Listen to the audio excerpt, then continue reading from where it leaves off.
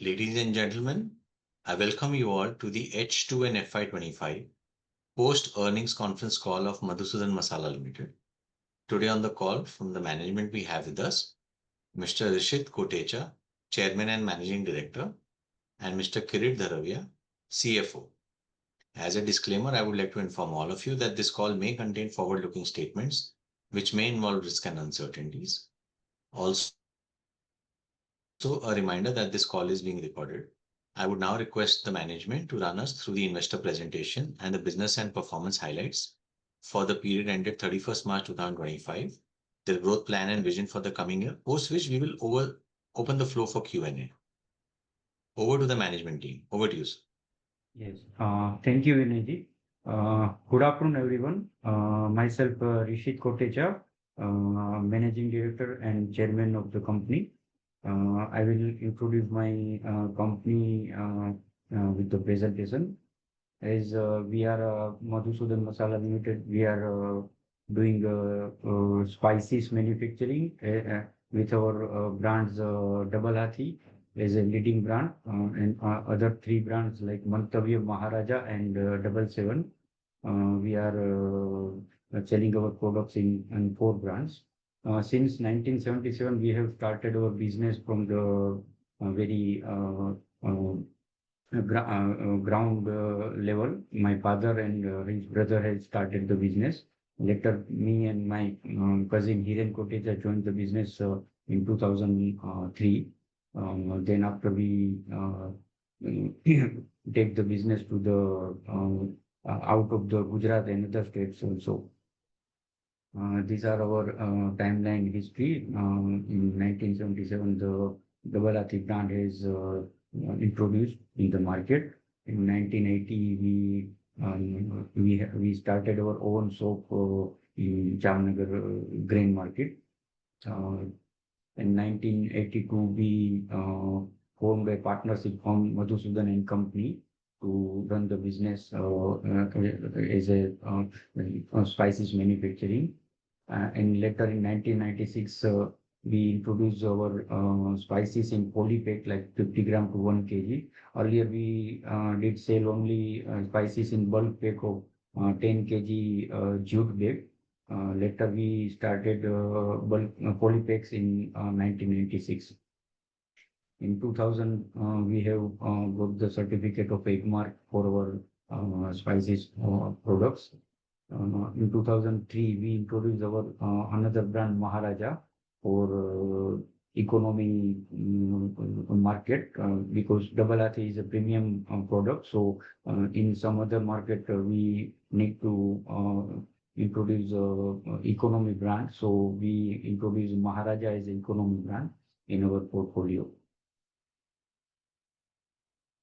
In 2015, we established state-of-the-art manufacturing plant at industrial area Hapa in Jamnagar, which is also near by APMC market in Jamnagar. In 2016, we obtained FSSI certifications. In 2015, we established our own cold storage facility to store our raw material. In 2021, we converted our partnership firm into private limited, and later in 23, we converted it into limited company, and then we listed our company on NSE SME platform. And in 2024, we established our second cold storage unit for storing our captive raw material for our exclusive storage. And also we acquired 100% equity stake in Vitagreen Products Private Limited. And we also appointed super stockists and distributors in Maharashtra and Goa. And some super stockists also appointed in Telangana state also in 2024.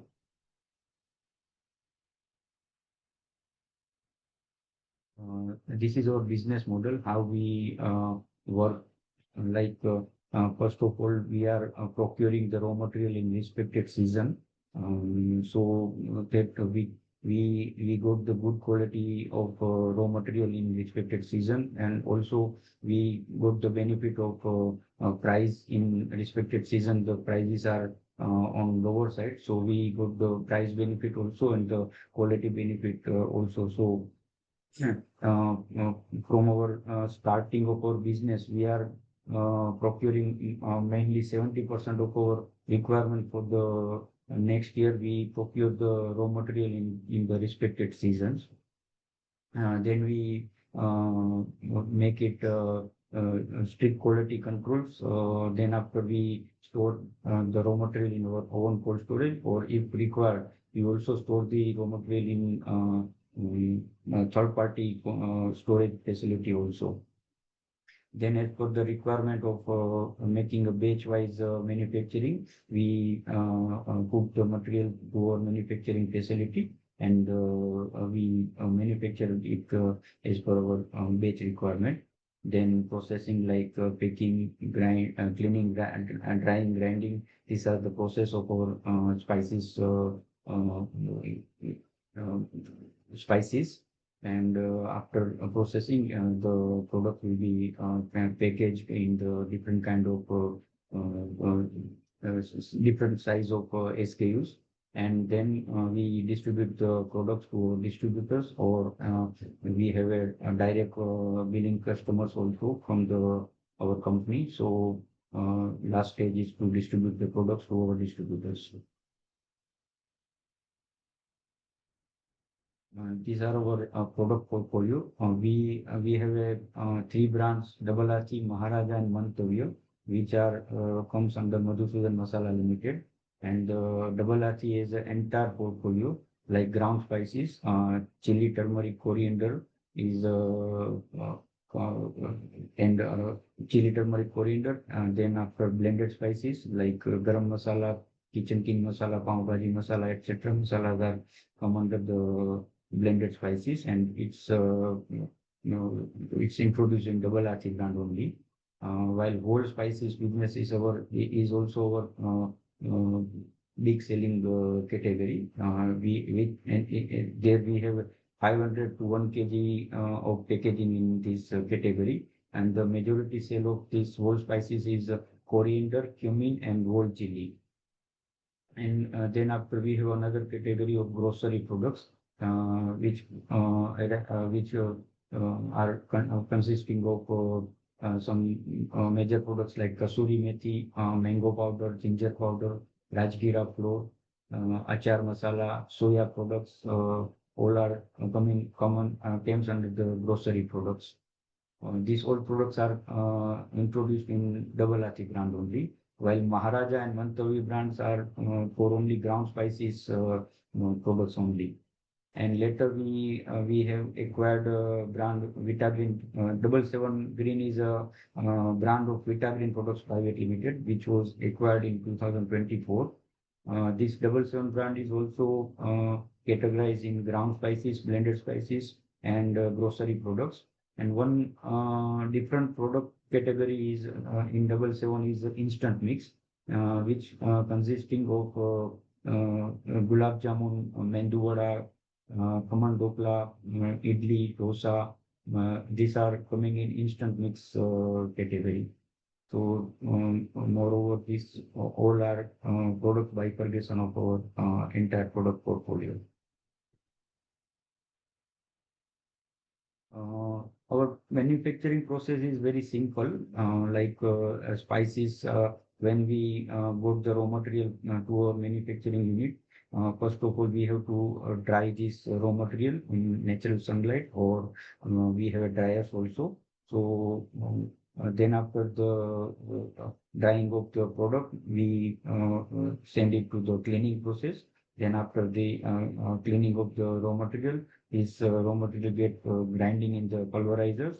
Then the blending process is started, like some 2 or 3 raw material blends are being blended, then sieving, and then after the required as per the required SKU, the last stage is packaging. This is our manufacturing unit 1 at Jamnagar. which was established in 2015 at Hapa Industrial Area. Our manufacturing capacity is 4,800 metric ton, and we are happy to inform you that we have achieved 82% of capacity utilized in FY25.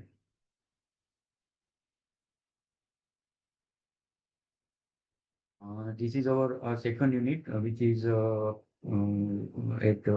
Metora Industrial Area in Rajkot, which is acquired in 2024 as a Vita Green Products Private Limited. There we are manufacturing only blended spices products and instant mix product at this facility. The ground spices and other grocery products are being manufactured at our Jamnagar unit, and SFG material to be sent was sent to this Rajkot unit, and then packaging of different size of SKUs will be would be carried out by this Rajkot unit. So we are also happy to inform you that out of the 600 metric ton capacity of Vita Green products, we have achieved 82% of capacity from this unit also.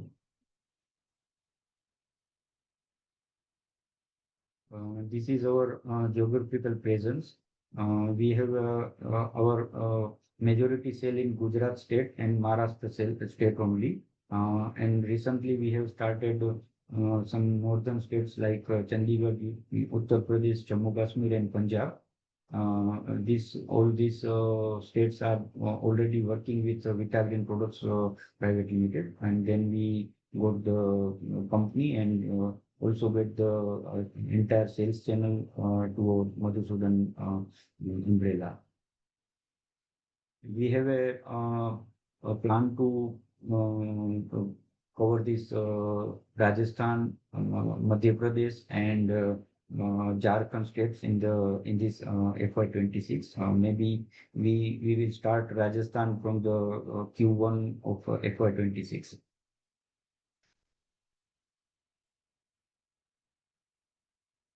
Some of our marketing initiatives, like we are deploy soft fascia to our retailers. So when end user come to the retailer shop, they show our brand at the retailer. These are marketing initiative like free sampling, expansion of dealer distributors. We also doing seasonal advertising in news media and hoardings, FM, radio, etc. These are doing in our respected seasons. And we also exhibit in our some food exhibition to introduce our products to the new regions. So this will get also help to get our new distributors and sales partners to sell our products.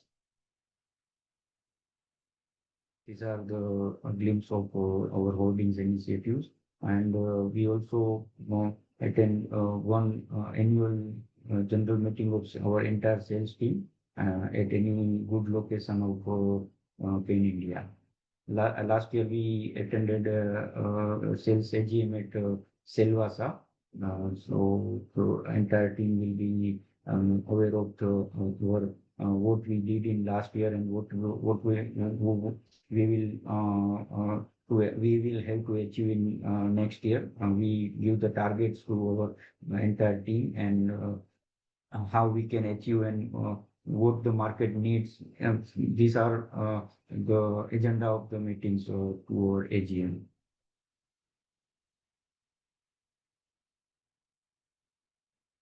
We have a projected 5-year sales target is 30%, and definitely we will achieve the CAGR of 30% of CAGR for the next 3 to 5 years.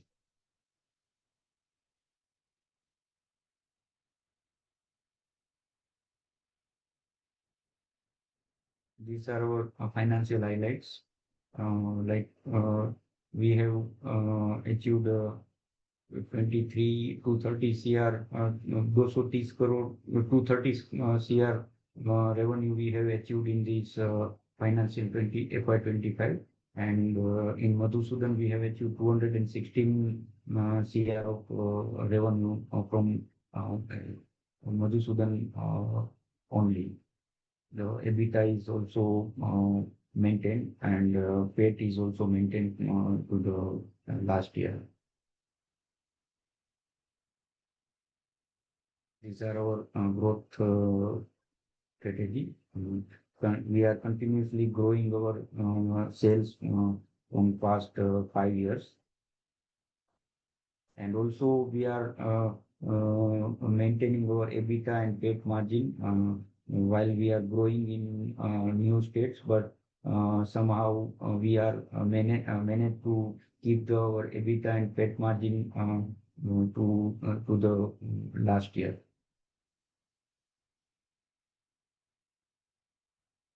These are our category-wise bifurcation. Like we have a branded and non-branded sales in Madhusudan. So we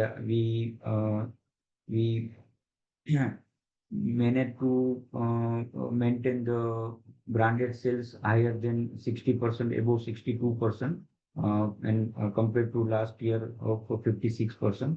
So this is our big achievement that we managed to grow our non-branded branded sale business. And also our category-wise sales is improved from this FY25. These are our product baskets.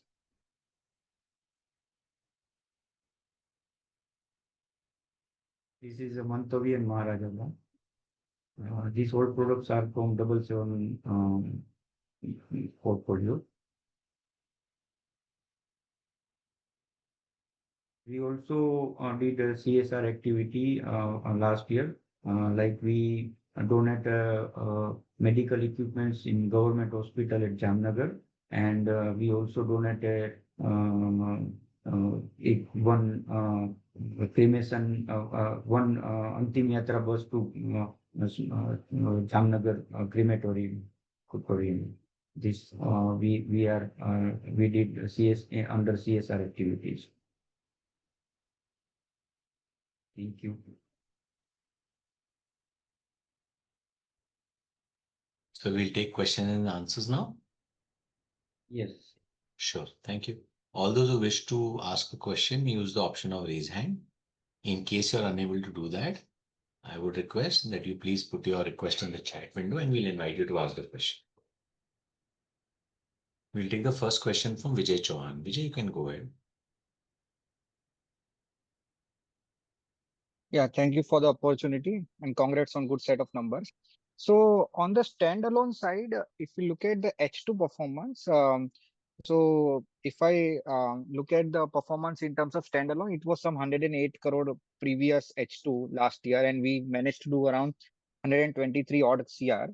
So on standalone side, like, was there any challenges or is this the normal growth rate we should take for the future year as well? Or was there any material change or some slowdown temporary? So this is my first question. Okay. Yes, thank you for your question, Vijay ji.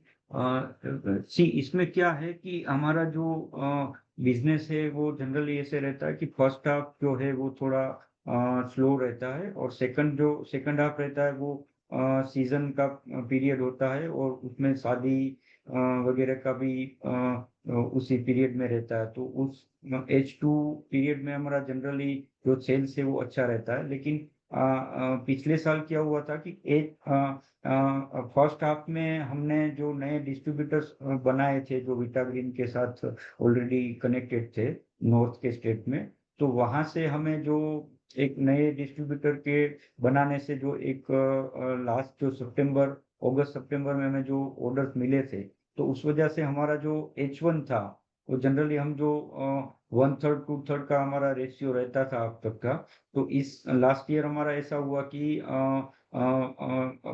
And of the first half we got the good distributors from northern states, तो वहां से हमें अच्छा एक order मिला। और जो हमारा नॉन ब्रांडेड बिजनेस है उसमें भी कुछ जो दिवाली के बाद की जो सीजन होती है अजवाइन कोरिएंडर की, वो थोड़ी सीजन अर्ली रही थी, तो हमारा एक नॉन ब्रांडेड का भी जो सेल्स रहा वो भी फर्स्ट हाफ में ज्यादा रहा था।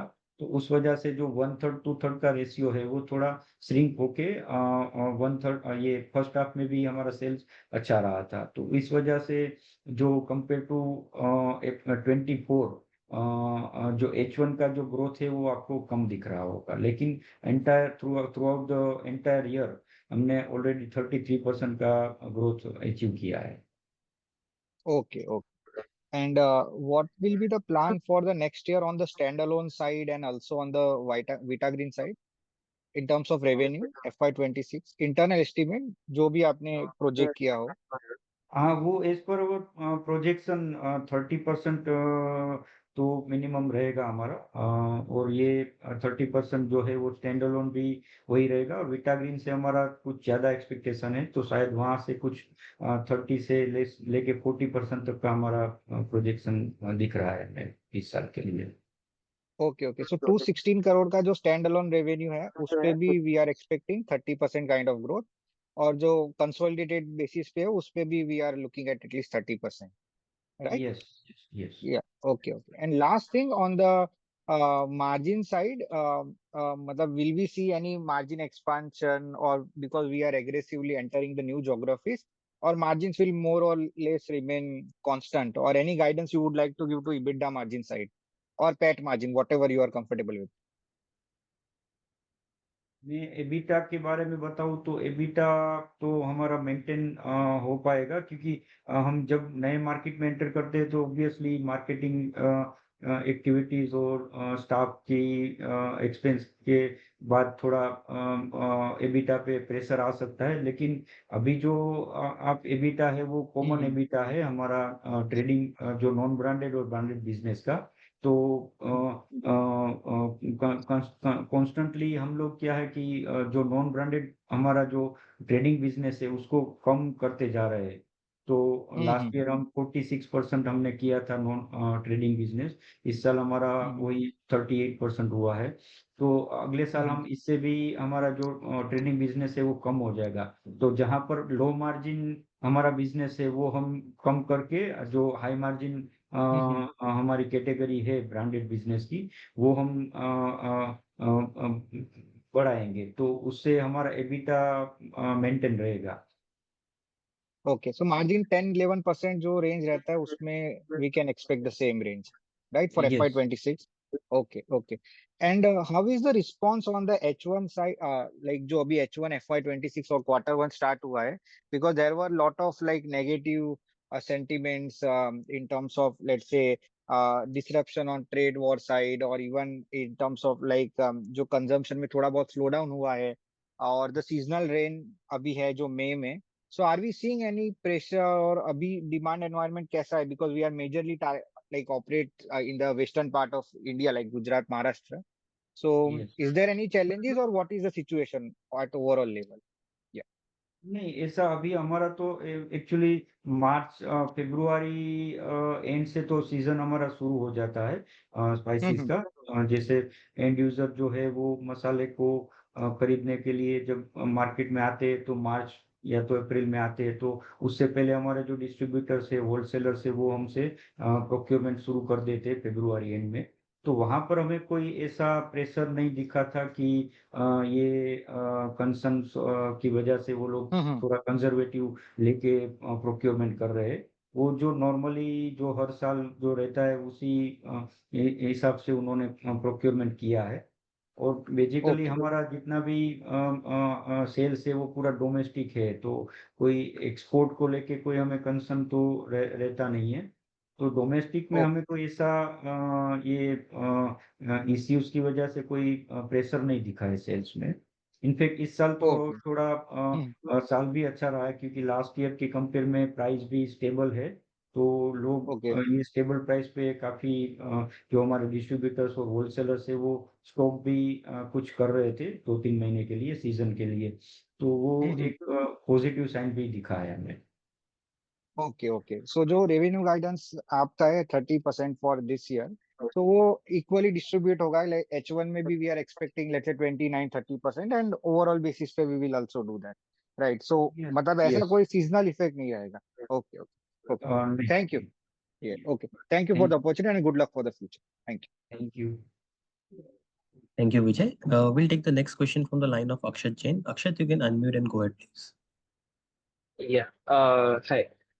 सो मेरा क्वेश्चन था कि हमारा जो स्टैंडअलोन में भी शोइंग लाइक 33% ग्रोथ, how much of that has been volume growth and how much of that is value growth, basically realisation?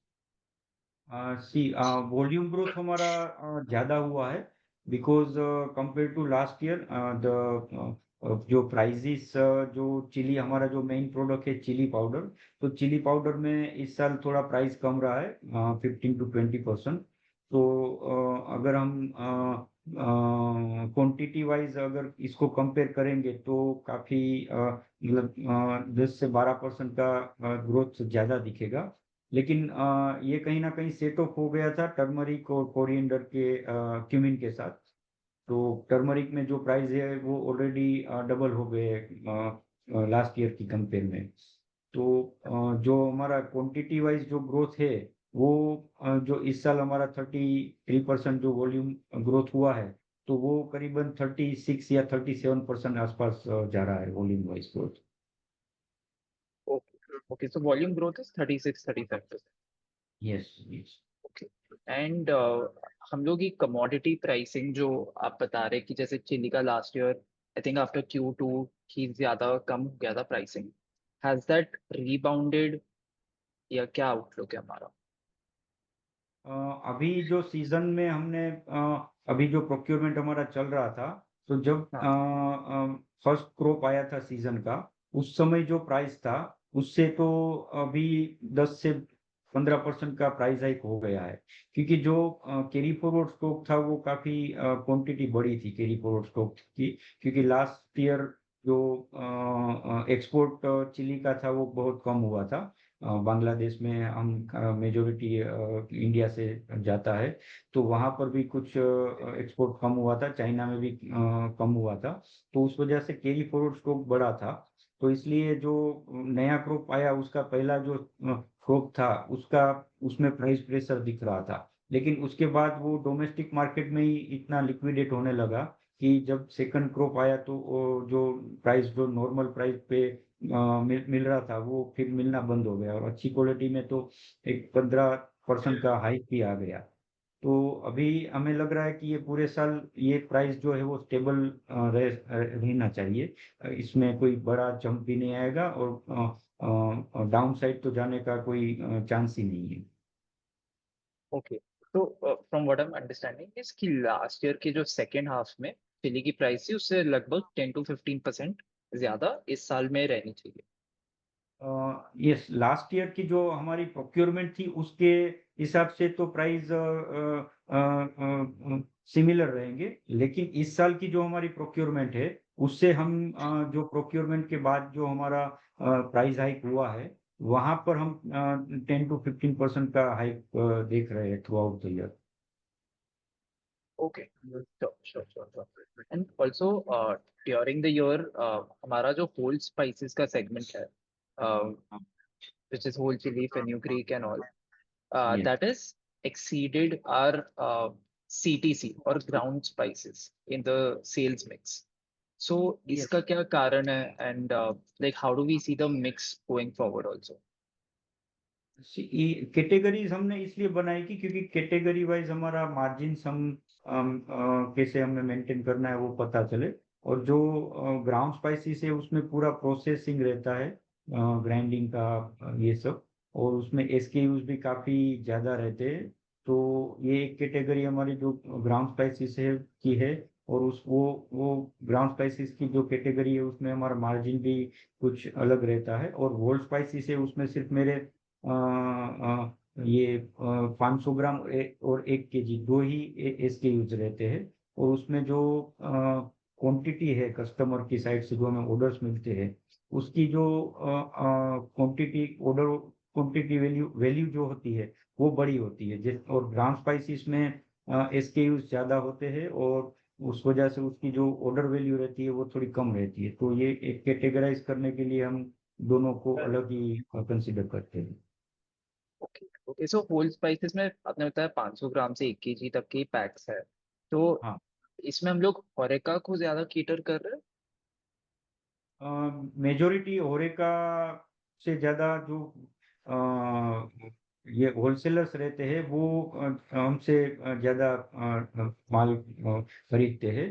क्योंकि अभी क्या है कि 1 किलो 500 ग्राम के जो पैक्स है वो नॉर्मली 500 ग्राम का पैक जो है वो घर में भी काफी यूज में रहता है। पहले क्या होता था कि जो किराना वाले हैं वो खुद का लूज बल्क पैक 50 किलो या 25 किलो का लेके खुद अपने कस्टमर को सेल करते थे। लेकिन अभी कस्टमर अच्छी ब्रांड का प्रोडक्ट की डिमांड करते हैं, तो वहां पर जो ब्रांड की जो डिमांड आती है तो वहां पर हमें इजीली डायरेक्ट D2C कस्टमर्स मिल जाते हैं।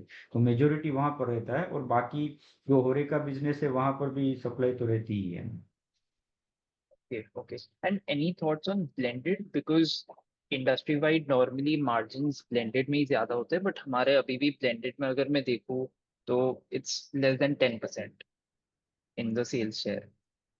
नहीं, इतना भी नहीं है ब्लेंडेड में हमारा अभी। पहले हम जो 1% पे थे वो अभी कंसोलिडेट होके विटाग्रीन के आने से अभी हम 3.5% पे पहुंचे हैं। तो ये कुछ हमारा एक अचीवमेंट कह सकते हैं कि हम ऑलमोस्ट 3.5 गुना कर पाए हमारा ब्लेंडेड स्पाइसेस का बिजनेस। लेकिन एक वैल्यू वाइज देखे तो इतनी बड़ी अमाउंट नहीं हो पा रही है। लेकिन इस कैटेगरी में हम काफी कुछ काम कर रहे हैं। एक मार्केटिंग इनिशिएटिव और प्रोडक्ट में भी काफी सारे न्यू प्रोडक्ट्स और पैकेजिंग में भी काफी सारे इम्प्रूवमेंट्स लाके इसको और कैसे बढ़ाया जाए उसके ऊपर हम काम कर रहे होते हैं। Okay, okay. ठीक है, thank you. Thank you. Thank you, Akshat. We'll take the next question from Darshil Zaveri. Darshil, you can unmute and go ahead. Hello, hello. Good afternoon, sir. Hopefully, I'm audible. Yes, good afternoon दर्शी जी। Yeah. Hi, sir. So, sir, just wanted to know that we are saying around 30% growth plus, but I think just wanted to ask, like last year our volume growth was even higher than 30%, and this year commodity prices are also looking maybe more supportive. So, can we even go higher than this? Like if the push from higher realizations come in? That's my first question, sir. Hello. आपकी बात सही है। हाँ। हम हमारा जो volumetric growth है वो ज्यादा हुआ है एक्चुअल से। तो इस साल हम एक्सपेक्ट कर सकते हैं कि 30% से हम बढ़ जाए। लेकिन एक कंजर्वेटिव फिगर देना मैं पर्सनली ऐसा प्रीफर करता हूँ कि जो अगर मान लीजिए कि कुछ ऐसा हुआ कि प्राइस बीच में कोई हाइक आया या तो डाउन गया कोई, जैसे हमारे पास इतनी कैटेगरी है मसालों की, तो कोई ना कोई प्रोडक्ट में अगर कुछ ऊपर नीचे हुआ तो एक कंजर्वेटिव फिगर देके चल चल रहे होते हैं। तो ये उससे अच्छा हम देंगे तो इन्वेस्टर को भी अच्छा लगेगा। तो इसी वजह से हम 30% का एक कंजर्वेटिव फिगर लेके चलते हैं कि किसी भी हाल में इससे नीचे तो हमारा ग्रोथ जाएगा ही नहीं, आएगा तो इससे ऊपर ही आएगा। That's great to hear, sir. I think it's a very good thing that we are being conservative. And secondly, sir, on the margin front, like I just wanted to know कि last 2 years our margins have been stable around 10%, but like अपना last मतलब H1 में 11% आ गया था, अभी 10% है. So अभी higher growth के साथ should the margins improve a bit more because like तो वो मेरे को एक क्वेश्चन था कि margin should improve more because 10% मतलब अपना H2 में ग्रॉस मार्जिन भी थोड़ा कम हुआ था, तो मेरे को सिर्फ उसका रीजनिंग जानना है कि हाँ, अपना मार्जिन मूवमेंट क्या हो रहा है बिकॉज थोड़ा ग्रॉस बेसिस पे कम हुआ इसके लिए बिट्टा पे कम आ रहा है या फिर how is it going, can we expect higher margin because अपने को लेवरेज बहुत मिल जाएगा 30% ग्रोथ के साथ, तो अपना फिक्स कॉस्ट तो सेम ही है. So how do we see the trend of gross margin and EBITDA margin going forward, sir? Yes yes, EBITDA margin actually जो है वो 10.8% आ रहा है। तो कुछ लास्ट ईयर की कंपेयर में 0.1% डाउन हुआ है। लेकिन वो हमने काफी इसमें मैनेज किया, क्योंकि लास्ट ईयर का जो हमारा कैरी फॉरवर्ड स्टॉक था चिली का, वो थोड़ा हायर प्राइस का था। लेकिन हम 70% स्टॉक रखने का हमारा रीजन यही रहता है कि अगर इन फ्यूचर प्राइस डाउन होता है तो हम उसको लिवरेज कर पाए एवरेज करके। तो H2 में जब हमारा कैरी फॉरवर्ड स्टॉक ऑलमोस्ट 10% के आसपास ही रहा था, तो हमारा जो नया प्रोक्योरमेंट है वो शुरू हो गया था जनवरी एंड में, जनवरी फरवरी से। तो ये कैरी फॉरवर्ड स्टॉक और नए स्टॉक को जब हमने एवरेज किया, तो वहां से हमें जो मार्जिन है वो हम मेंटेन करने में कुछ काफी कामयाब रहे थे। तो ये जो 11% है वो तो मेंटेन रहेगा अगले साल के लिए भी, ये तो डेम श्योर है। Okay okay sir. And sir just wanted to know कि अपना एक एक्सेप्शनल आइटम आया था ये क्वार्टर के अंदर, ये हाफ के अंदर, तो what was that sir? 3.1 crore का आई थिंक। सॉरी, मैं समझा नहीं आप क्या पूछ रहे हैं।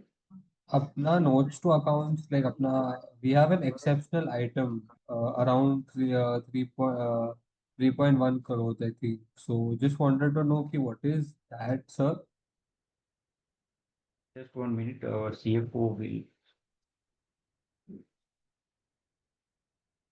आपके पास कुछ डिटेल होगी क्या आप? आपके sir consolidated note to accounts में है ना, आफ्टर प्रॉफिट बिफोर टैक्स के अंदर एक्सेप्शनल आइटम है लाइन नंबर 4 ऑफ 307 lakhs। आपके जो account state consolidated financial results है ना, तो उसके अंदर पूछना था ये, मतलब ये क्या वन ऑफ कुछ क्या है?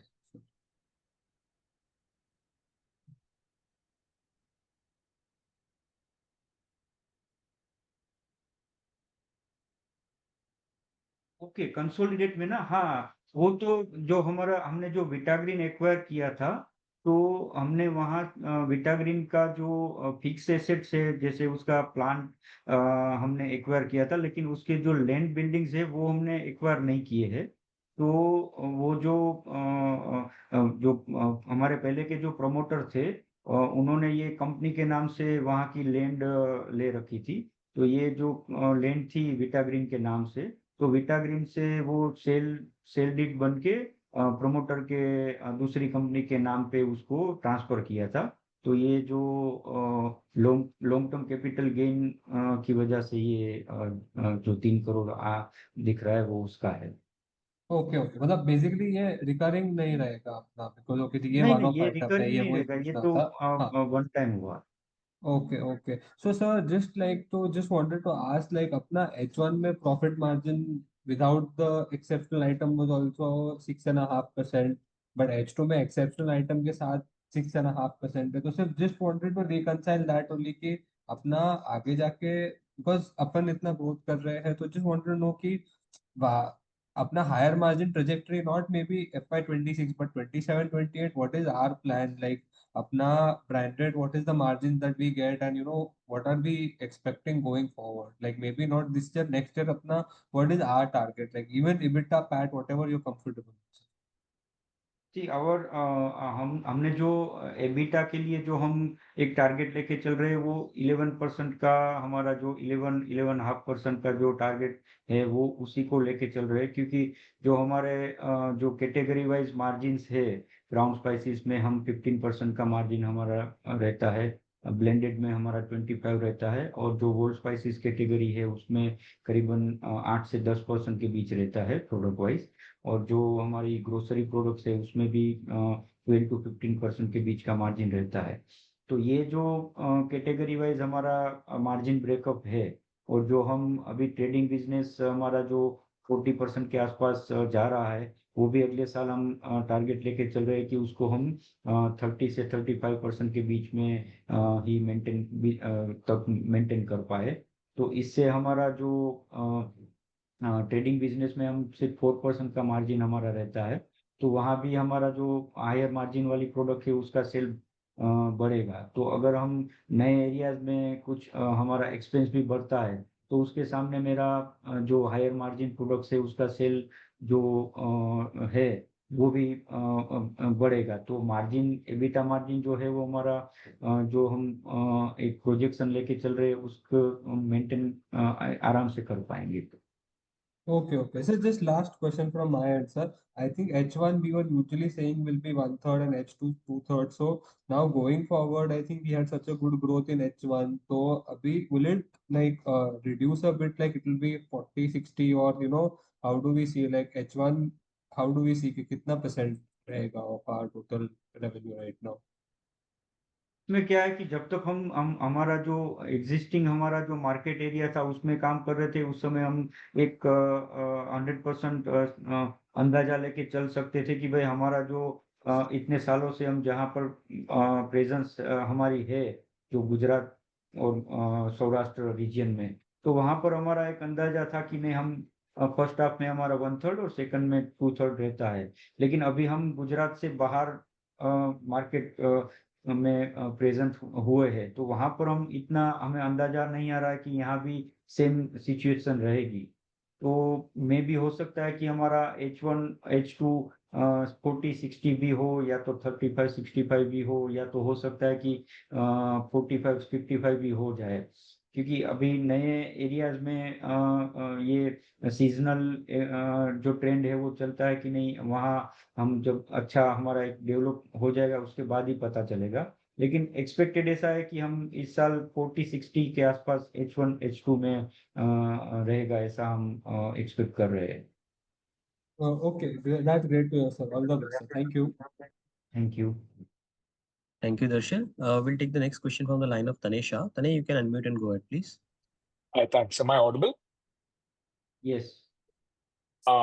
Thank you, Rishiji. I think मेरे मेरे दो क्वेश्चंस हैं. First, industry at best single digit पे ग्रो कर रही है और हमने पास्ट में तो ग्रो किया है 33% जो आप कह रहे हैं.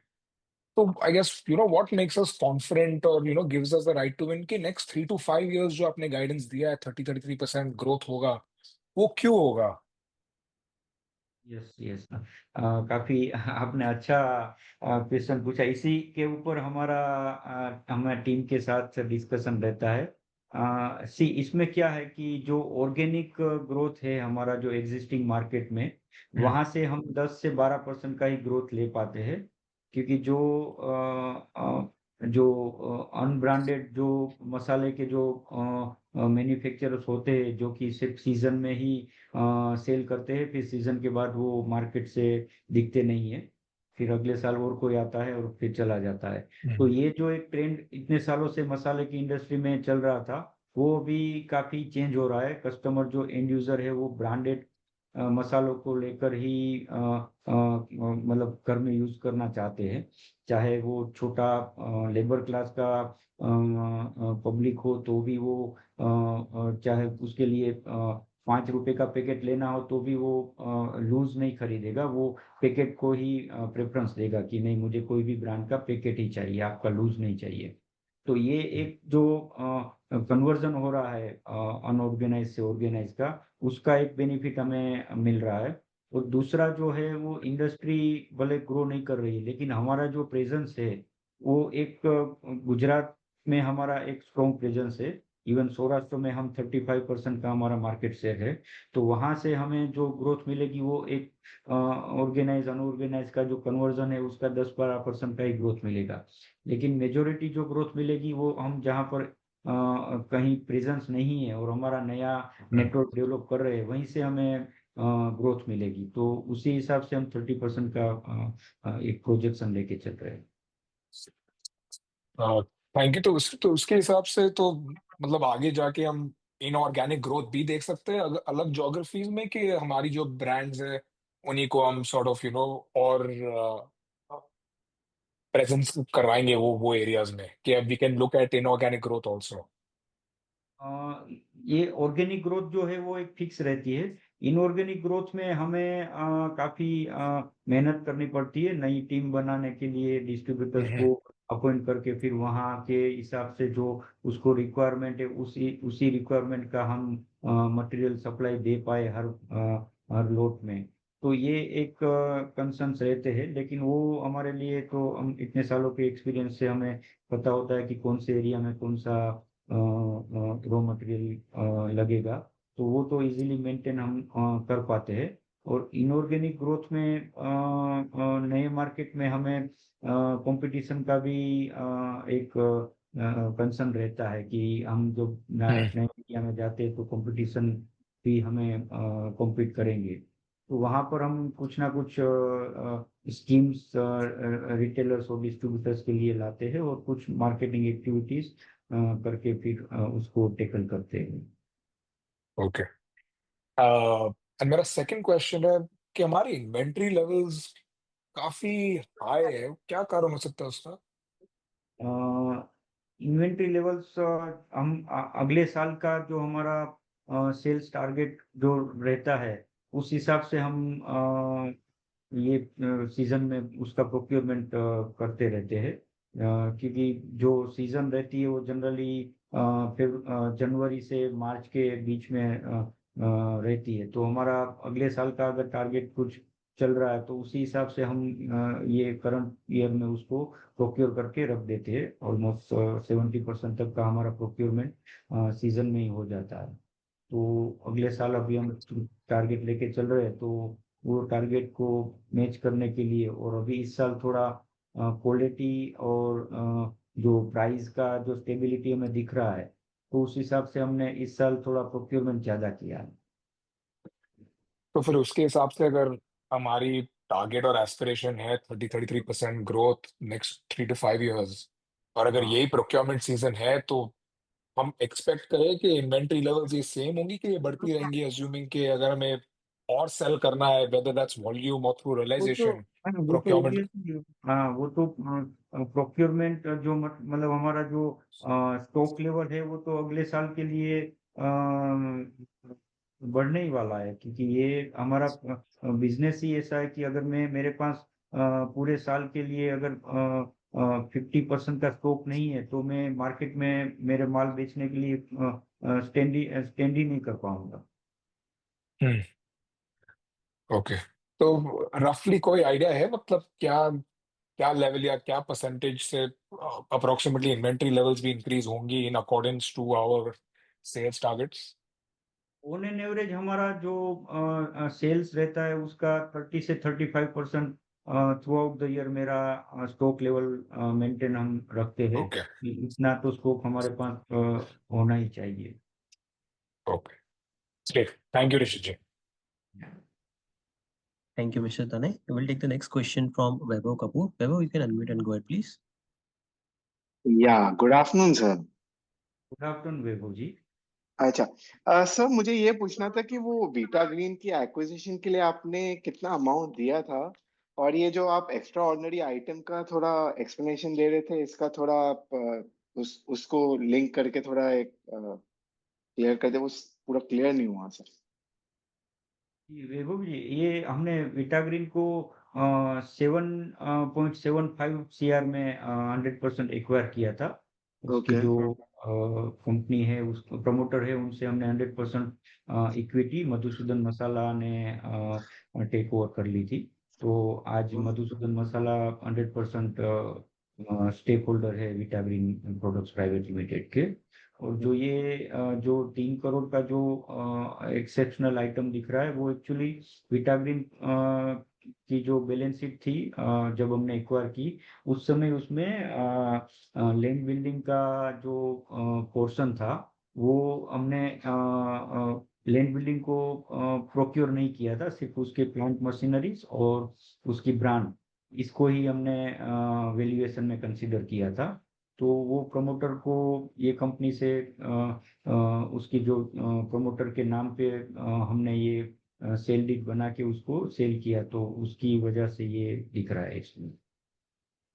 ठीक है सर। दूसरा क्वेश्चन भी वो वीटा ग्रीन के बारे में ही है। अगर आप अपना बैलेंस शीट को जब कंसोलिडेट कर रहे हो, तो आपका इन्वेंट्री वीटा ग्रीन में 10 करोड़ का और 11 करोड़ का अकाउंट रिसीवेबल दिख रहा है, पर आपका टर्नओवर खाली 15 करोड़ ऐड हो रहा है। तो ये सर मेरे को थोड़ा समझ नहीं आ रहा कि वर्किंग कैपिटल इतना ज्यादा है बट टर्नओवर नहीं है, तो ये कुछ आप इसके बारे में समझा सकें। जो विटाग्रीन है ना, उसमें क्या है कि हमारे बिल्कुल छोटे एसकेयूज का सेल ज्यादा है। वहां पर आप मैं नंबर ऑफ पैकेट्स की बात करूँ तो जो विटाग्रीन में हम लोग ऑलमोस्ट साल के 3 करोड़ पैकेट्स का सेल करते हैं, जो कि काफी बड़ी अमाउंट रहती है। तो वहां पर जो डिस्ट्रीब्यूटर्स है वो डिस्ट्रीब्यूटर्स भी ज्यादा है, मेरे 200 डिस्ट्रीब्यूटर्स सिर्फ विटाग्रीन के हैं। तो उसमें थोड़ा मेरा जो डिस्ट्रीब्यूटर्स को हम क्रेडिट देते हैं, तो ये क्रेडिट पीरियड 45 डेज रहता है, तो उस हिसाब से थोड़ा ज़्यादा रहता है। और स्टॉक का लेवल जो है वो वहाँ पर भी हमारा रॉ मटेरियल का स्टॉक, ये समझो कि पूरे साल के लिए हम जो अगले साल के लिए जो रिक्वायरमेंट रहती है, तो उस हिसाब से स्टॉक भी मेरा मेंटेन रखना जरूरी हो जाता है कहीं ना कहीं। नहीं सर, टोटली क्लियर नहीं हुआ, क्योंकि अगर आप देखो तो वीटा ग्रीन को आप कंसोलिडेट करते हो तो 15 करोड़ का टर्नओवर दिख रहा है वीटा ग्रीन से। और नहीं, 22.5 करोड़ का है। हाँ चलो, ठीक है, I will just recheck the number, but 22.5 crore है। बट साइज हाँ 22.5 करोड़ पे आपका 11 करोड़ का अकाउंट्स रिसीवेबल ऐड हो रहा है, और आप बोल रहे हो 45 डेज आप डिस्ट्रीब्यूटर को क्रेडिट दे रहे हो, तो ये थोड़ा नहीं मुझे नहीं क्लियर नहीं, नहीं हुआ। साढ़े साढ़े 11 का नहीं है कुछ, आप 11 करोड़ है सर, 88 करोड़ का आपका इन्वेंट्री है स्टैंडर्ड लोन में, और कंसोलिडेट में 98 हो रहा है, और आपका अकाउंट्स रिसीवेबल 36 करोड़ है जो 47 करोड़ हो रहा है sir. Just one create beta green में।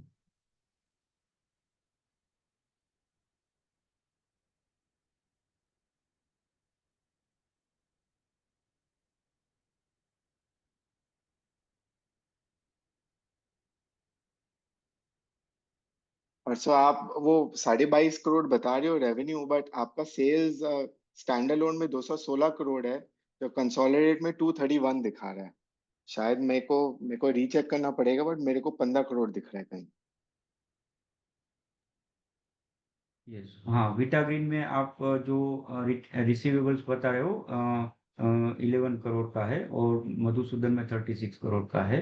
हाँ, बीटा ग्रीन में क्या हुआ था कि हमने कुछ रॉ मटेरियल जो हमने जब एक्वायर की थी, तो उस समय कुछ रॉ मटेरियल ऐसा था कि जो हमें यूज में नहीं ले पा रहे थे, क्योंकि थोड़ा क्वालिटी की कंसर्न की वजह से। तो उसको हमने बल्क सेल कुछ किया था 4.5 करोड़ का, तो उसका पेमेंट मेरा लेना बाकी था विटालिंक्स में। तो वो एक बड़ी अमाउंट का रिसीवेबल दिख रहा है उसका। अच्छा सर, वो क्लियर कर देता है ये अकाउंट्स रिसीवेबल का पॉइंट। और सर इन्वेंट्री भी 88 करोड़ से में 10 करोड़ का मतलब ज्यादा है, बट आपका टर्नओवर उस रेशियो में नहीं है। तो ऐसा है कि आप वहां भी ले रहे हो, और आप मतलब ये आप समझा दे सर मतलब। वो तो कैटेगरी वाइज हमारा मैन्युफैक्चरिंग, जैसे ग्राउंड स्पाइसिस और ये जो हमारे वर्ल्ड स्पाइसिस का पूरा जो प्रोक्योरमेंट है वो मधुसूदन से होता है। और जो ओके। ब्लेंडेड स्पाइसिस के लिए जो मेरा प्रोक्योरमेंट जो रहता है वो विटाग्रीन से होता है, क्योंकि उसका पूरा मैन्युफैक्चरिंग प्रोसेस सब विटाग्रीन से होता है। तो वो मतलब पूरा अच्छा एंटिटी अच्छा दोनों अच्छा अलग अच्छा, ही है। समझ सिर्फ गए। मधुसूदन तो हमारा एक स्टेक होल्डर है, लेकिन पूरे दोनों अलग ही एंटिटी है। हाँ हाँ सर, ये अभी क्लियर कर देता है ये पॉइंट को। अ, ठीक है। एंड सर आप ये इन्वेंट्री का, अभी प्रीवियस पार्टिसिपेंट ने क्वेश्चन पूछा था कि इन्वेंट्री काफी बढ़ गया है, तो आप जो आप 30% टारगेट बता रहे हो, उस बेसिस पे आपने ये इन्वेंट्री का लिया है, या आपका टारगेट का प्रोजेक्शन उससे ज्यादा है, ये जो नहीं, इन्वेंट्री है? इसमें हाँ, जनरली क्या होता है कि हम मार्केट का फोरकास्ट देख के हमारा इन्वेंट्री मेंटेन करते हैं। अगर अगले साल में पूरे साल अगर स्टेबल दिख रहा है मार्केट हमें, तो हम कंजर्वेटिव स्टॉक लेके चलते हैं। अगर हमें लगता है कि मार्केट कुछ ऊपर जाने वाला है, तो थोड़ा स्टॉक हमारा ज्यादा हम कर लेते हैं। तो अगले साल जब हमें लग रहा था कि ऑलरेडी रॉ मटेरियल के प्राइस ही हाई है, FY23 में जब हमने FY24 के लिए प्रोजेक्शन लेके चल रहे, तो उस समय हमारा स्टॉक लेवल एकदम मिनिमम लेवल पे था। लेकिन इस साल हमारा जो फोरकास्ट आ रहा है ऐसा है कि अभी मार्केट में जो through out the year price जो है वो स्टेबल रहने की उम्मीद दिख रही, या तो थोड़ा बहुत हायर साइड रहेगा। तो इस साल हमने स्टॉक एक ऑप्टिमम लेवल पे रखा है, मतलब एक अच्छे खासे लेवल पे रखा है। तो अब अभी थ्रू आउट द ईयर हमारा जो प्रोक्योरमेंट है वो मिनिमम रहेगा, स्टॉक से ही ज्यादा हमारा प्रोसेसिंग रहेगा। तो ये एक नहीं, हमारा रूटीन हाँ, प्रोसेस रहता है अभी इतने सालों से जो हम right right. Market project forecast करके चलते हैं, तो उसके बेस पे हम हमारा स्टॉक का लेवल लेके चलते हैं। नहीं, ये सवाल मैं थोड़े डिफरेंट तरीके से, आपने बोला आप 70% प्रोक्योरमेंट कर लेते हो before the in the season time. इस टाइम आपने वो 70% से ज्यादा किया है या कम? बस इतना मेरे को से थोड़ा आइडिया जाए। नहीं, ये कैटेगरी वाइज रहता है, टोटल अच्छा रेवेन्यू के साथ नहीं होता है। जैसे मेरा ग्राउंड स्पाइसिस है तो उसमें हम 70% करते हैं, लेकिन अदर प्रोडक्ट्स जो है हमारी उसमें स्टॉक मेरा जब जरूरत पड़ती है उसी हिसाब से मिनिमम 1 महीने का स्टॉक रहता है। अच्छा, आप खाली ग्राउंड स्पाइसेस में 70% प्रोक्योर करते हो? Yes yes yes. All right sir, that clears all my questions, thank you so much. Thank you. Thank you, Vaibhav. I request a participant to limit the questions to two since there is a time constraint. Resha Mehta, you can unmute and go ahead, please.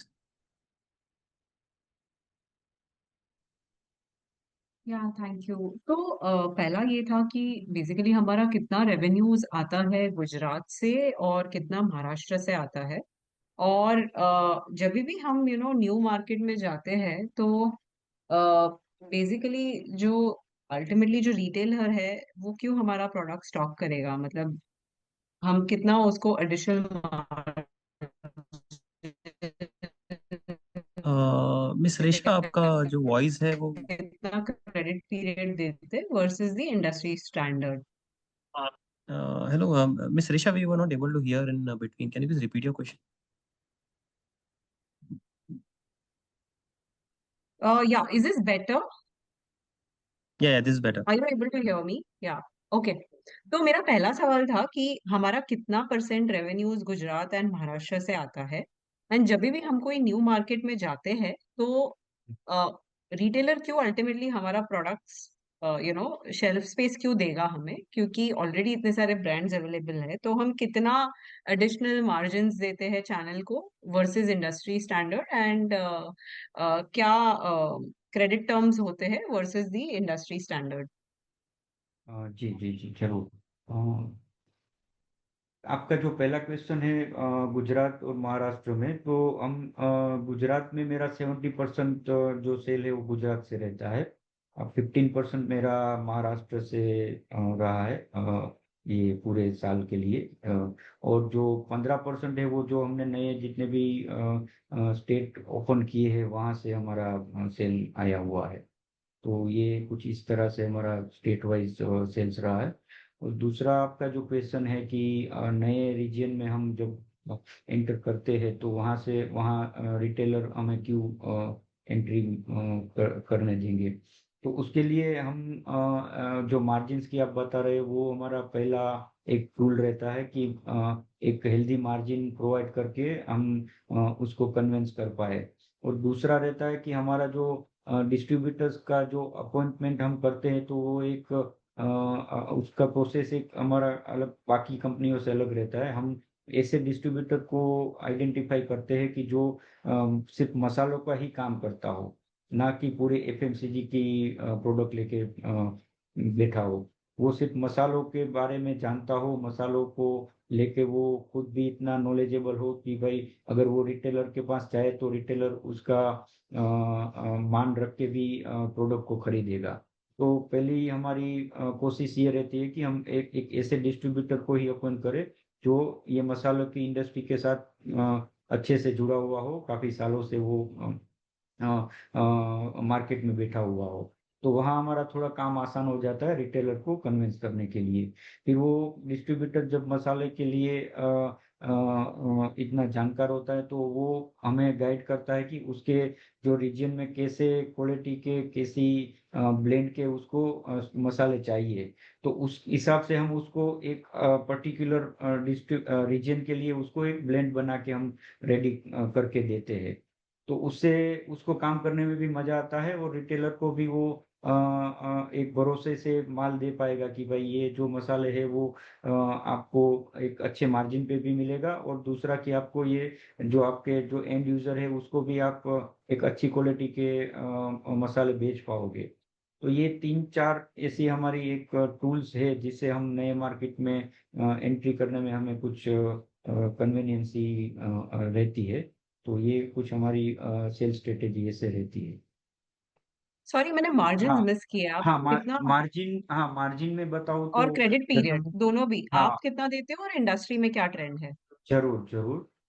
Margins जो है रेशा जी ये category wise रहते हैं। फिर भी आपको मेरी जो मेन कैटेगरी है ग्राउंड स्पाइसेस और होल स्पाइसेस की, तो उसमें आपको बताऊँ तो आइडियली जो 22% का रिटेलर मार्जिन रहता है और 9% जो है वो डिस्ट्रीब्यूटर मार्जिन रहते हैं। और हम इसको जो रिटेलर मार्जिन है इसको हम 30% के मार्जिन पे देते हैं, और डिस्ट्रीब्यूटर मार्जिन सेम रहता है हमारा भी 9% का। और जो ब्लेंडेड स्पाइसेस है उसमें मार्जिन ज़्यादा रहते हैं, 35 से लेके 40% के बीच के इंडस्ट्री मार्जिन रहते हैं। और हमारा भी सिमिलर 35 से लेके 45% तक के बीच का है जो रिटेलर मार्जिन है। और डिस्ट्रीब्यूटर मार्जिन है वो सब कैटेगरी के लिए कॉमन रहता है 9% का।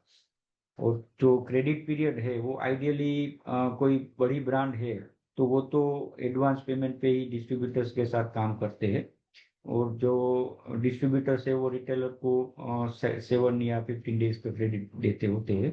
और हम जो डिस्ट्रीब्यूटर है उसको 45 डेज का क्रेडिट पीरियड ऑफर करते हैं, और सामने डिस्ट्रीब्यूटर भी उसके रिटेलर को ये इतना क्रेडिट पीरियड ऑफर करते हैं।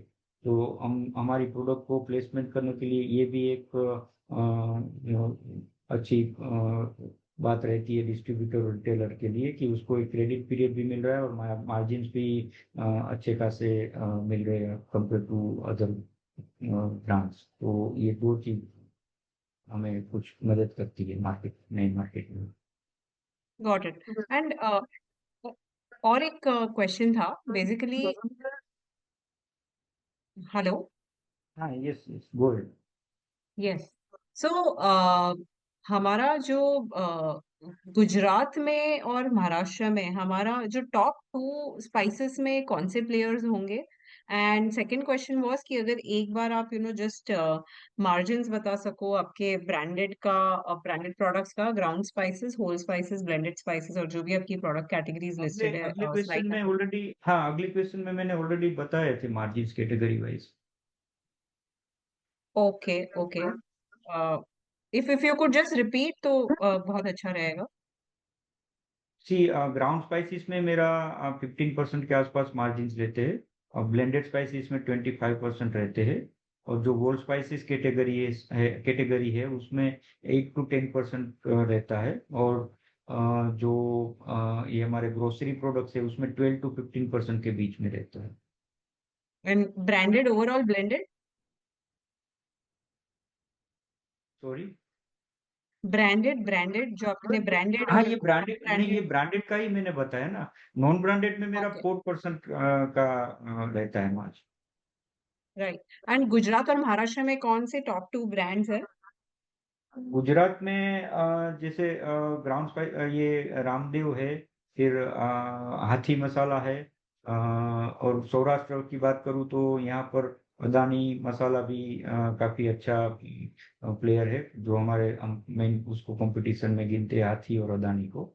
और महाराष्ट्र में हमारे जो कंपटीशन है वहाँ पर सुहाना जो ब्रांड है उसका कुछ कंपटीशन रहता है। फिर इसके अलावा आची मसाला जो है उसका भी कुछ कंपटीशन हमारी रहती है। तो ये 2 ब्रांड आप टॉप ब्रांड में गिन सकते हैं। बाकी ब्लेंडेड स्पाइसेस के लिए तो पेन इंडिया जो एमडीएच एवरेस्ट है वो लीडर है, लेकिन हम मेन कंपटीशन हम ग्राउंड स्पाइसेस की जो कंपनी है उसी को ही हम कंसीडर करते हैं। अंडरस्टूड, ठीक है, thank you so much. Thank you. Thank you, Resha. We'll take the next question from Ronil Dalal. Ronil, you can unmute and go ahead, please. Yeah, hi. Am I audible? Yes yes yes Anil ji. Yeah, hi Rishi ji, कैसे हो? हाय, बस Um, बढ़िया, आप कैसे हो अनिल जी? बस बढ़िया। हाँ So my first question is, ये आपने पहले कहा था कि 30% ग्रोथ रहेगी रेवेन्यू की, लेकिन उसमें आपने बोला कि सौराष्ट्र गुजरात आपकी बड़ी मार्केट है, 70% मार्केट है, और उसमें ग्रोथ रहेगा 10 to 12%। तो अगर 70% रेवेन्यू 10 to 12% से ग्रो करेगा, तो बाकी 30% का बिजनेस जो है वो 80% ग्रो करना पड़ेगा उसको। तो 80% ग्रोथ आपको क्यों लग रहा है कि ऐसा मुमकिन है फॉर FY 26? नहीं, ये 70% जो है वो अगले साल के लिए रहा है। अभी FY 26 में ये 70% तो रहने वाला नहीं है, ये तो कम होगा ना गुजरात। जब मेरा अदर स्टेट में अभी जो हम डिस्ट्रीब्यूटर अपॉइंट किए हैं हमने, जैसे 20 नए डिस्ट्रीब्यूटर हमारे ऐड हुए हैं, फिर 3,000 रिटेलर्स ऐड हुए हैं। तो ये जो बेनिफिट मिलेगा वो जो नए स्टेट हमने कवर किए वहीं से ही मिलने वाला है। FY 26 में भी 70% रहेगा गुजरात का, वो तो नहीं रहेगा ना, ये अभी 70 से कम हो जाएगा। जी, तो कितना कम होगा? मतलब अगर FY 26 पकड़े तो कितना कम हो सकता तो है? समझो अनिल जी, 50%। ये एग्जैक्टली तो जब साल खत्म होगा तभी पता चलेगा। अभी तो लाइक अप्रोक्सीमेटली, मतलब जो आपने 30% सोचा है, तो उसमें आपने कुछ तो गणित किया होगा कि कुछ अजम्पशन तो लिया होगा कि गुजरात से इतना कंट्रीब्यूशन आ सकता है। तो समझो हम तो 50% अभी अगर हम समझे, हाँ तो अगर समझो 50 भी अगर हम पकड़े, अ, तो गुजरात का 12% का ग्रोथ के हिसाब से 30 में से और फिर 24% आएगा बाकी के बिजनेस से, तो लगभग 48% ग्रोथ रहेगा बाकी के बिजनेस में। तो ऐसा ऐसे नहीं है कि गुजरात से 12% जो ऑर्गेनिक ग्रोथ है वो क्या है कि विदाउट एनी एफर्ट्स हमें इतना ग्रोथ तो मिलने ही वाला है। अगर कुछ मैं नया कोई डीलर ना बनाऊं, मेरी टीम में कोई नए सेल्स के लड़के को भी ना लाऊं, तो भी ये 12% का ग्रोथ है वो तो मिलने ही वाला है। लेकिन जी गुजरात में भी अगर समझो कि मेरे पास काफी ऐसे पॉकेट्स भी है, जैसे नॉर्थ गुजरात जो पोर्शन है वहां पर अभी अभी हमने डीलर अपॉइंट किए हैं कुछ 2-3 महीने पहले ही। तो जो ग्रोथ आने वाली है वो 12% की फिक्स गुजरात से आने वाली, ऐसा आप एज्यूम करके मत चलिए कि 12 गुजरात से तो सिर्फ 12% ही आएगी। जी जी। और तो अगर डिस्ट्रीब्यूटर समझो, एग्जिस्टिंग डिस्ट्रीब्यूटर्स है उसको भी हम पेनिट्रेट करते रहते हैं कि भाई अगर आपके पास आपके अंडर में 200 रिटेलर्स है, तो अगले साल को आप 200 की जगह 250 रिटेलर्स कवर करिए। जो मेरे एग्जिस्टिंग डिस्ट्रीब्यूटर्स के जो चैनल है, तो वहाँ भी हमारा पेनिट्रेशन रहता ही है। अगर मैं कंपटीशन बेच रहा है 250 रिटेलर्स के साथ, मेरा डिस्ट्रीब्यूटर अगर वो 200 रिटेलर के साथ काम कर रहा है, तो उसको भी हम पेनिट्रेट करते रहते हैं कि भाई आप अपना मार्केट से बढ़ाओ। तो ये जो ग्रोथ है वो सिर्फ 12% का ही आएगा, ये आप ऐसा मत एज्यूम करके चलिए। Sir, so may be I ask the question differently. So yes, मैंने बाकी का 12% का जो भी बताया वो ऑर्गेनिक नॉन ग्रोथ गुजरात, बताया। हाँ यस, कि आप अगर मैं मेरा कुछ एफर्ट्स ना लगाऊं तो 12% तो मिनिमम आता है। लेकिन गुजरात जी में भी हम एफर्ट्स तो करते ही रहते हैं ना, नहीं तो फिर मेरा 35% जो है वो भी कम हो जाएगा अगर कुछ एफर्ट्स नहीं किया तो। लेकिन हमारा टारगेट रहता है कि हम सौराष्ट्र में जो 35, सॉरी गुजरात नहीं, सौराष्ट्र में 35% है, तो वहां पर भी मेरा मार्केट से 35 से 40 कैसे हो उसके ऊपर भी एफर्ट्स तो रहते ही है। नहीं सर, ऑफ कोर्स आपके एफर्ट्स तो रहेंगे। मेरा कहने का मतलब था कि जो नॉन गुजरात टेरिटरी है वहां पे ग्रोथ काफी हाई रहेगी, 30% से हाँ। काफी हाई रहेगी। तो यस। वहां पे क्या स्ट्रेटजी है कि दो तीन ऐसे चीज आप क्या कर रहे हो जिससे आपको लगता है कि डेफिनेटली ऐसे 40-50% ग्रोथ वो नॉन गुजरात स्टेट्स में आ सकता है? तो आपने एक बताया कि डिस्ट्रीब्यूटर्स आप ऐड कर रहे हैं, लेकिन उसका अगर कुछ उसका FY26 के लिए पूरा प्लान रहता है, आपने ऑलरेडी आइडेंटिफाई किया है कि किसको अपॉइंट करेंगे? दूसरे कुछ इनिशिएटिव्स जो आप कर रहे हो उस पे थोड़ी बातचीत अगर हो सकती है तो वो अच्छा रहेगा। जी, डिस्ट्रीब्यूटर्स तो हमारा कंटिन्यूस प्रोसेस रहता है। जो हमारी टीम रहती है वो कंटिन्यूसली डिस्ट्रीब्यूटर्स के लिए मिलते ही रहते हैं। अगर अच्छे कंडीशंस और उसका जो रिटेलर्स के साथ अच्छा स्कोप है काम करने का, तो वो अकाउंट करके फिर काम भी शुरू कर देते हैं। अभी जैसे हमने ये साल 20 डिस्ट्रीब्यूटर नए जोड़े थे, तो अभी अगले साल के लिए हम 30-35 डिस्ट्रीब्यूटर का टारगेट लेके चल रहे हैं। तो ये, लेकिन ये कंटिन्यूस प्रोसेस रहती है। और ये 20 तो नए जुड़े हैं, लेकिन बीच में ऐसा भी होता है कोई एग्जिस्टिंग डिस्ट्रीब्यूटर डिसकंटिन्यू कर गया तो उसको भी नए डिस्ट्रीब्यूटर को भी जोड़ना। तो ये सब प्रोसेस तो कंटिन्यू चलता ही रहता है।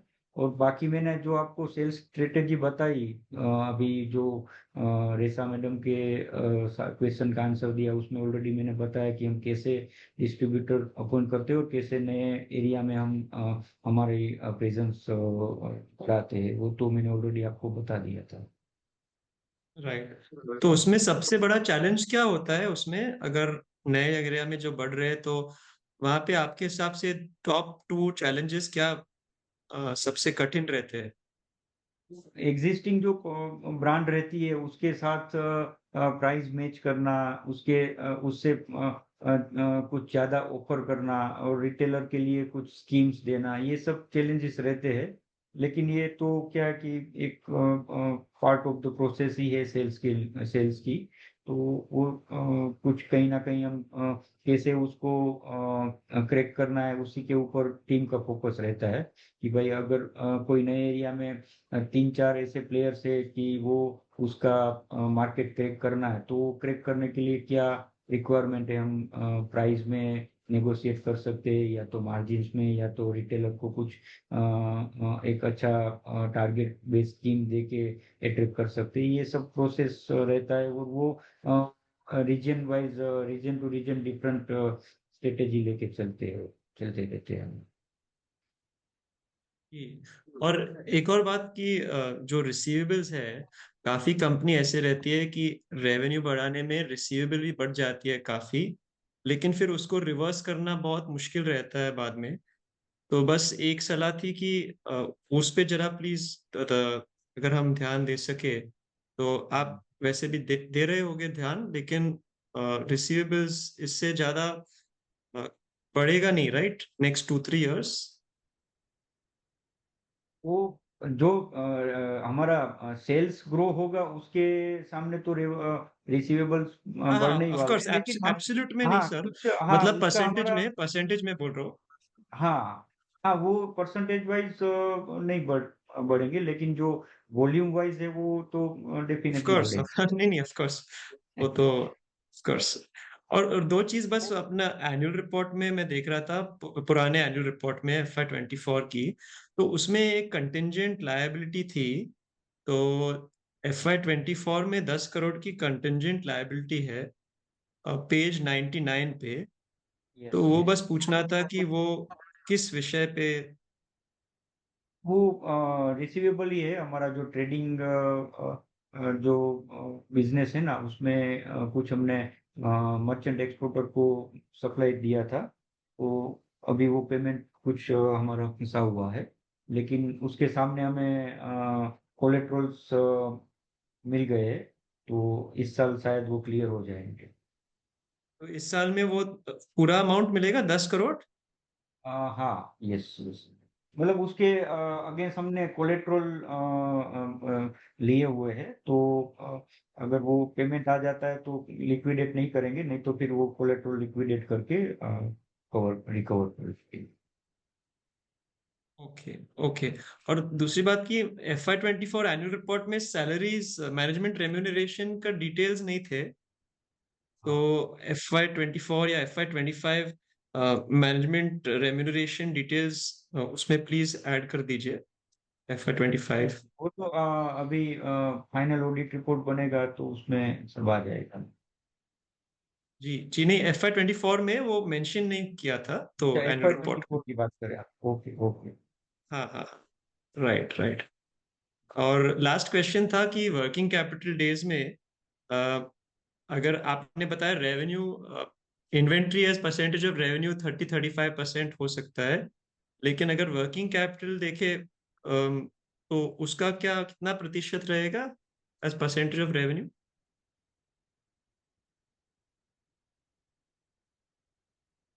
मैं नहीं समझा एक्चुअली आपका हाँ question। नहीं ऋषित जी, कि समझो वर्किंग कैपिटल मतलब इन्वेंट्री, रिसीवेबल्स, क्रेडिट पीरियड को अगर हम एक साथ देखें तो हाँ as percentage of revenue working capital कितना रहेगा? समझो कि आपने बोला इन्वेंट्री है 35% रेवेन्यू का, तो वर्किंग कैपिटल कितना रहेगा उसके हिसाब से? 20, 25, 30, वैसे कुछ कुछ आइडिया रहेगा उस ये पे गोइंग ये अहेड? ये इतना ही मेंटेन ही रहेगा। इस पे अभी इन्वेंट्री वर्किंग कैपिटल जो है वो मेरा ज्यादातर इन्वेंट्री और रिसीवेबल में ही रहता है। तो जो अगले साल के लिए हम प्रोजेक्शन लेके चल रहे हैं इन्वेंट्री का, तो उस हिसाब से वर्किंग कैपिटल जो है वो जो अभी रेशियो चल रहा है तो उतना ही रहेगा। Right right. और एक और था कि बस ऑन पाकिस्तान से हमारे यहाँ कोई स्पाइसेस इंपोर्ट होते थे पहले जो अभी नहीं हो रहे, और हम उसको नहीं, केटर कर सकते हैं ऐसे कुछ? पाकिस्तान से ये जो पिंक सोल्ट रहता है वो इंपोर्ट होता था, रॉक सोल्ट। तो अभी राइट। वहां से थोड़ा रूट होके आ रहा है, डायरेक्ट नहीं आ रहा है पाकिस्तान से। अच्छा, लेकिन अभी भी आ रहा है? हाँ अभी आ रहा है, लेकिन रूट होके आ रहा है तो थोड़ा प्राइस अप रहता है, लेकिन वो बढ़ तो के आ रहा है? मार्केट। हाँ बढ़ के आ रहा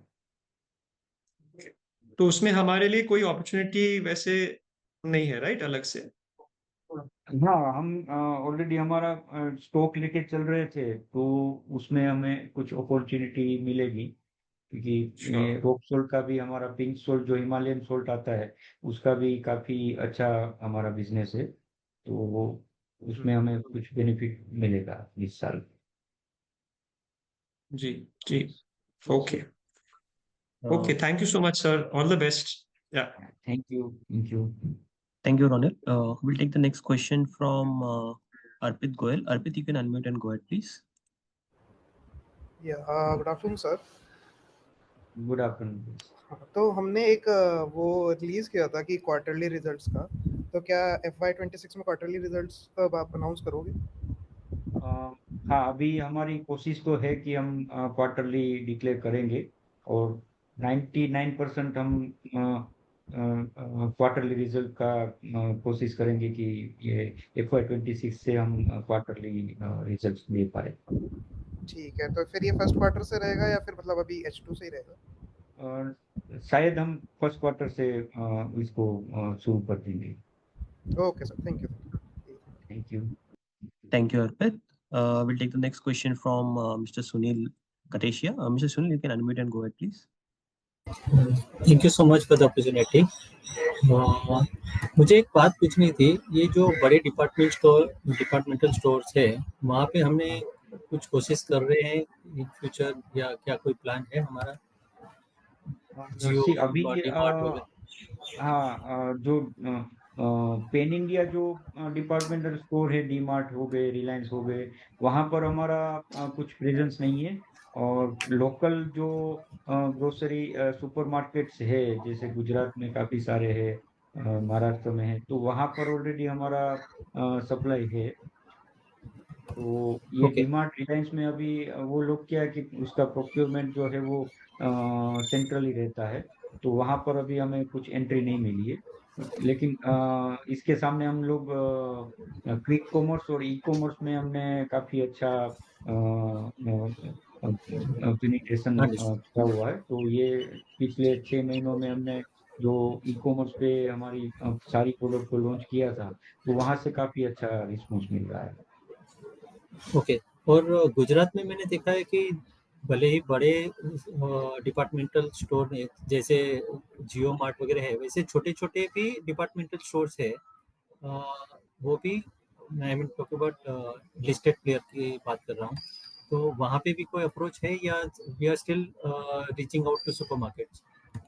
नहीं नहीं, मैंने वही बताया ना, जो बिग सुपरमार्केट से वहां पर हमारी प्रेजेंस नहीं है। लेकिन जो सिंगल या तो एक सिटी के लिए 4-5 सुपरमार्केट्स की चेन लेके जो सुपरमार्केट्स है, उस वहां पर तो हमारा ऑलरेडी सप्लाई है ही। जैसे अहमदाबाद में ओसिया मार्ट है, तो वहां पर हमारा हाँ करेक्ट, हाँ। Supply. I was talking about Osian mart only. हाँ, यस तो वहाँ यस, पे तो है। है हमारा ऑलरेडी ओसिया मार्ट में सप्लाई है हमारा।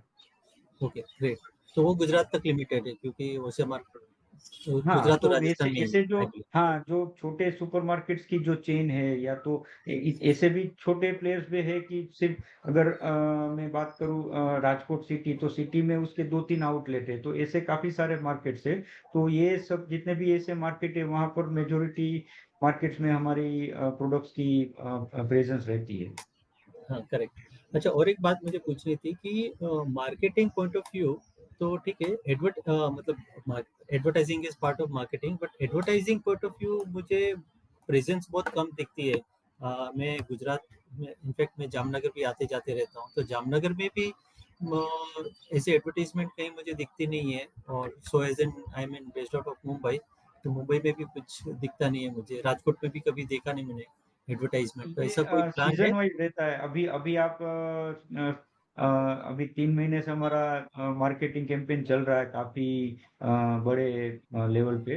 तो अभी आप सौराष्ट्र में कोई भी सेंटर में जाओगे, तो आपको डेफिनेटली डबल हाथी का होर्डिंग दिखेगा ही दिखेगा। या तो ओके कोई आपका पहचान वाला है तो आप पूछ सकते हो। इनफेक्ट राजकोट सिटी में हमने 65 होर्डिंग्स लगाए हैं, सिर्फ एक ओके सिटी ओके में।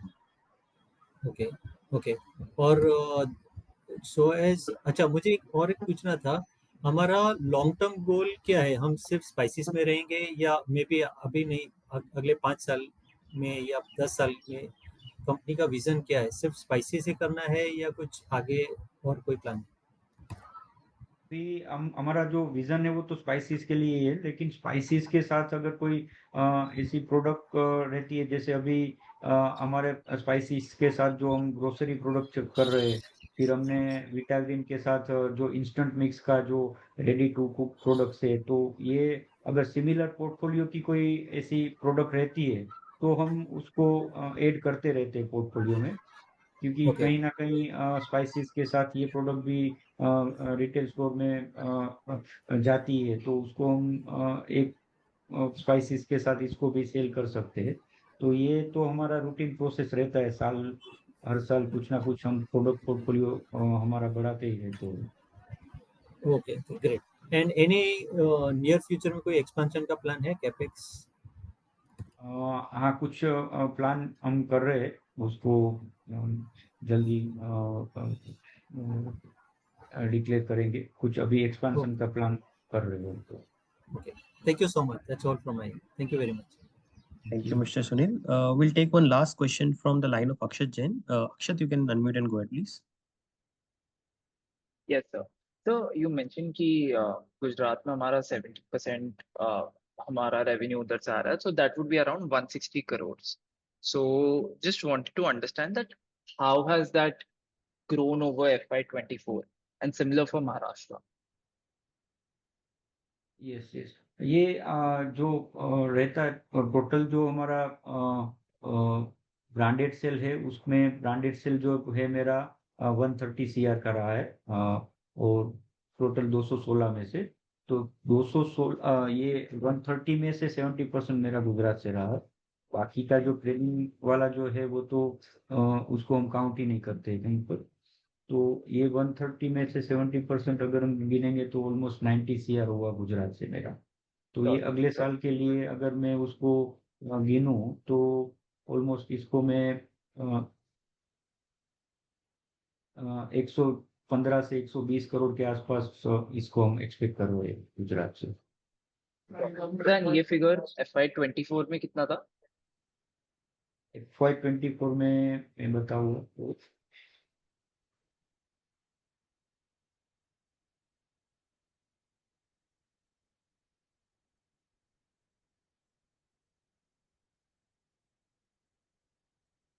ये था 70 CR गुजरात से।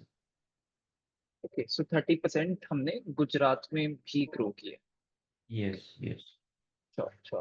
And so how are the other states doing, like Telangana, Goa, and are they like EBITDA break even?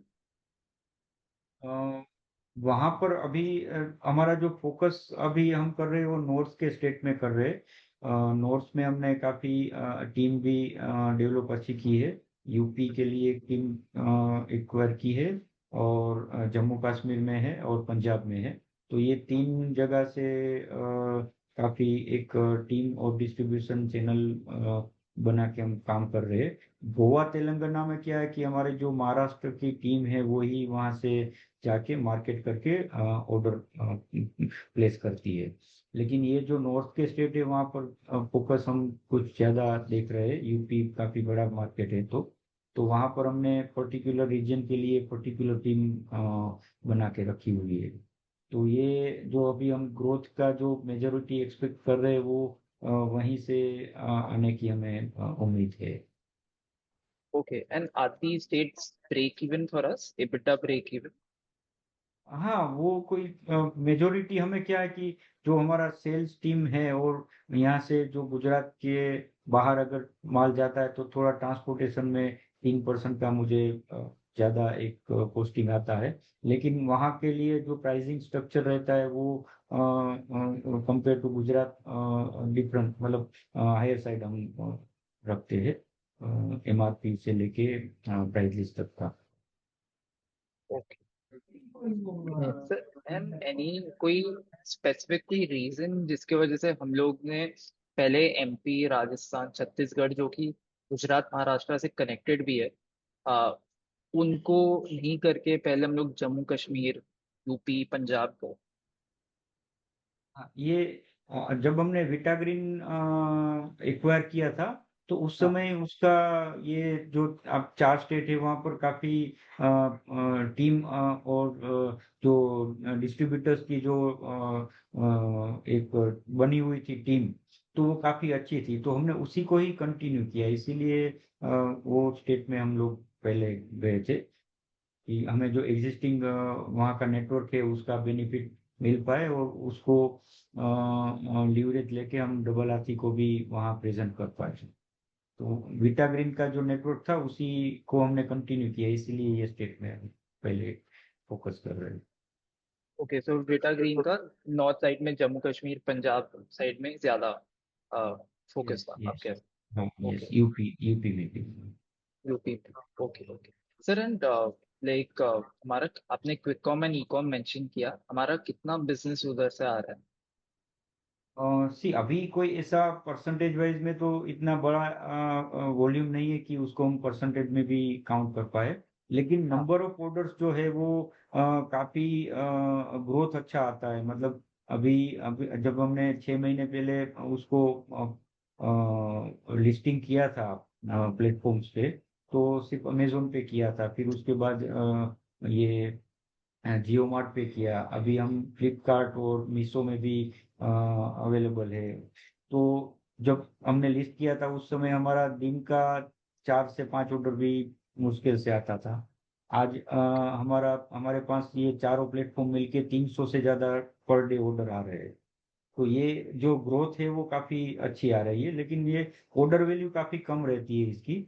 पर ये पूरे इंडिया में हम कहीं भी हमारी प्रोडक्ट जाएगी तो वहाँ प्रोडक्ट के लिए वो नोन हो जाएंगे customers.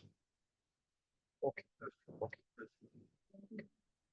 Right? Thank you, sure Akshat. Sure. Thank you. So since this was the last question of the day, Rishi sir, would you like to give any closing comment before we end this conference call? Yes सभी investor को ये conference call में आने के लिए धन्यवाद। आशा करता हूँ आप लोग हमारी कंपनी के साथ अच्छे से जुड़े रहे, और मैं जो हमारा जो ये विजन है ये हम लोग हमारी टीम के साथ मिलके जो काम कर रहे हैं उसमें हम काफी श्योर है कि ये हम जो हमारे जो प्रोजेक्शन है वो लेके चल रहे हैं वो हम इजीली उसको अचीव कर पाएंगे। और आशा रखता हूँ कि आप लोग भी हमारे साथ जुड़े रहे और हमारी जो कंपनी की जो ग्रोथ स्टोरी है उसमें आप भी हिस्सा बने, ये मेरी एक ख्वाहिश है। धन्यवाद। Thank you. Thank you to the management team for giving us their time, and thank you to all the participants for joining us on the call. This brings us to the end of today's conference call. You may all disconnect now. Thank you.